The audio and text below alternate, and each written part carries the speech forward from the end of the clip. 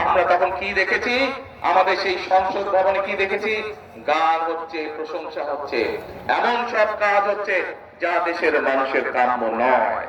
প্রিয় ভাই বোনেরা, ৭১ সালে এই দেশের মুক্তিযোদ্ধারা নিজের জীবন উৎসর্গ করে দেশকে স্বাধীন করেছিলেন।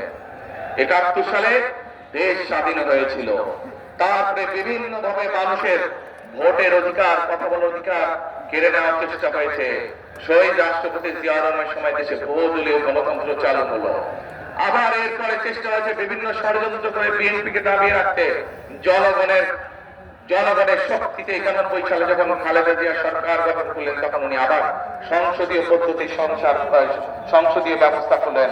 কারণ এই ব্যবস্থার মাধ্যমে এলাকার মানুষের উন্নয়ন হয়, এলাকার উন্নয়ন হয়।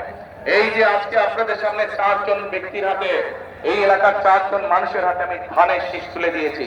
তারা হচ্ছে আগামী দিনের এই এলাকার উন্নয়নের দূত। এই এলাকার মানুষের দুঃখ কষ্ট, এই এলাকার মানুষের সমস্যা, এলাকার সমস্যা, রাস্তাঘাট, স্কুল, কলেজ, হাসপাতাল, এইগুলো দেখার দায়িত্ব তাদের। কিন্তু প্রিয় ভাই বোনেরা, উপস্থিত মুরব্বীবর্গ, মা বোনেরা, কিন্তু আছে এখানে একটা। কি সেই কিন্তু?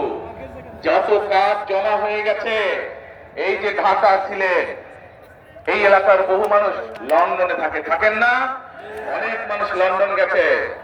ঢাকা থেকে আসছে, সিলেট আসতে লাগে ৮-১০ ঘন্টা সময়, লন্ডন যাইতে অত সময় লাগে না।